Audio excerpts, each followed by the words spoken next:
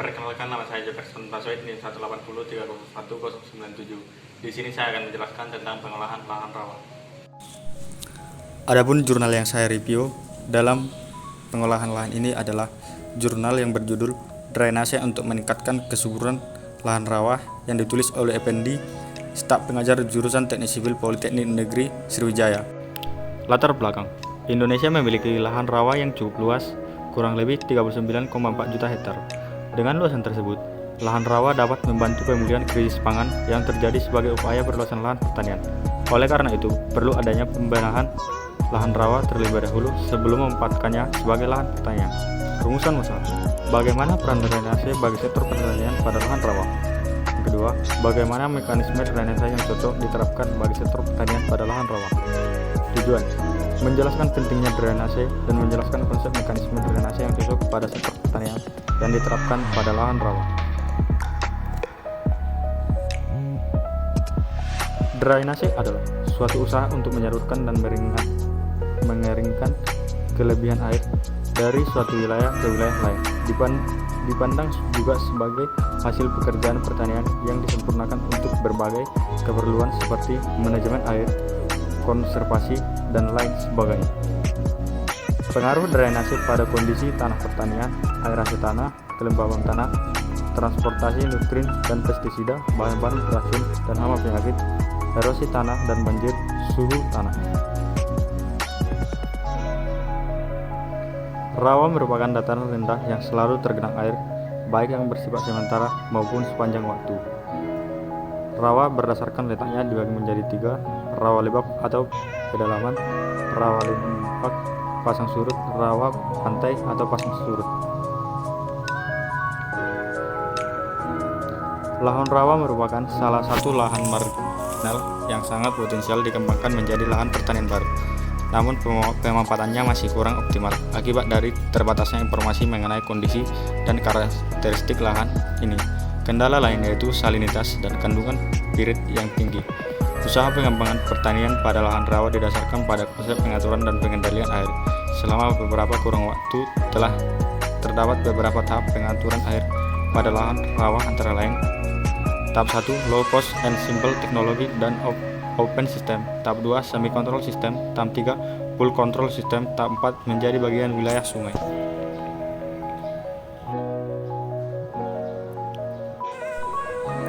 Sistem tata air. Yang pertama, tata air makro atau sungai. Tata air meso, prasarana hidraulik. Yang ketiga, tata air mikro, tingkat petak. Sistem tata air yang direncanakan harus mampu menjaga dan mengendalikan muka air tanah agar sesuai dengan kebutuhan zona perakaran, yaitu lebih besar 10 cm untuk padi dan lebih besar 60 cm untuk perkebunan. Untuk mencapai tujuan tersebut, maka diterapkan sistem tata air drainase terkendali sehingga muka air tanah di lahan tetap terjaga pada elevasi yang diinginkan. Pengaruh aerasi tanah pada lahan rawa. Untuk meningkatkan aerasi tanah dapat dilakukan dengan membuat sistem petak-petak. Diharapkan air permukaan dan air tanah akan dapat dikeluarkan dari lahan menggunakan sistem ini, sehingga terjadi penurunan muka air tanah sekaligus menaikkan aerasi tanah. Pengaruh kelembaban tanah.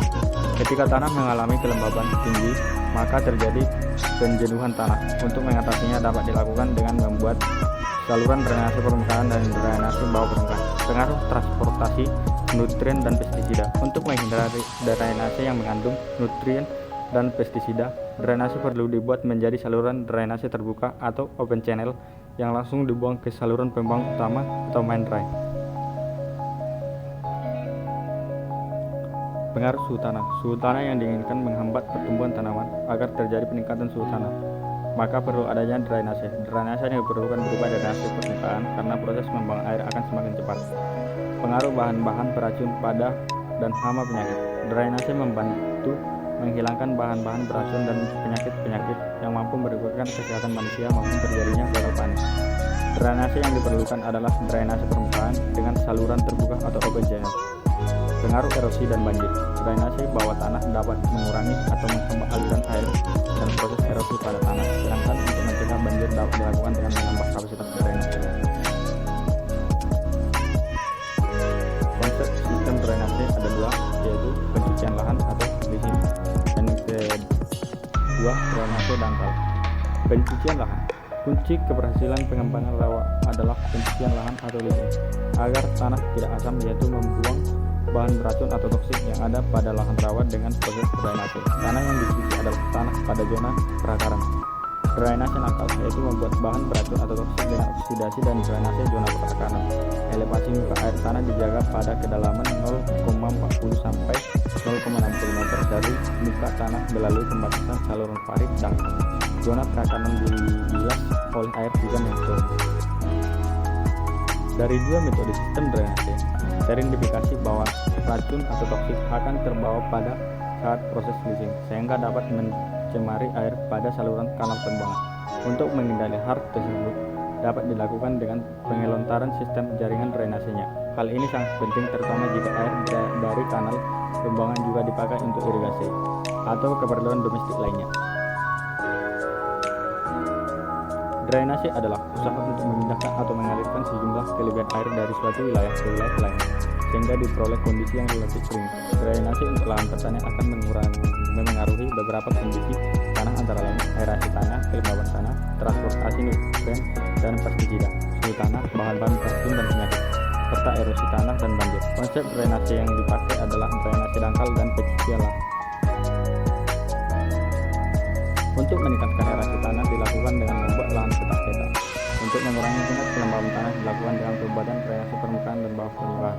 Untuk menghindari terjadinya transportasi nutrien dan pestisida dilakukan dengan pembuatan saluran terbuka. Untuk meningkatkan suhu tanah dilakukan pembuatan drainase permukaan. Untuk membantu menghilangkan bahan-bahan beracun dan penyakit dibuat drainase permukaan. Untuk mengatasi erosi tanah dan banjir dilakukan pembuatan drainase bawah tanah dan menambah kapasitas drainase.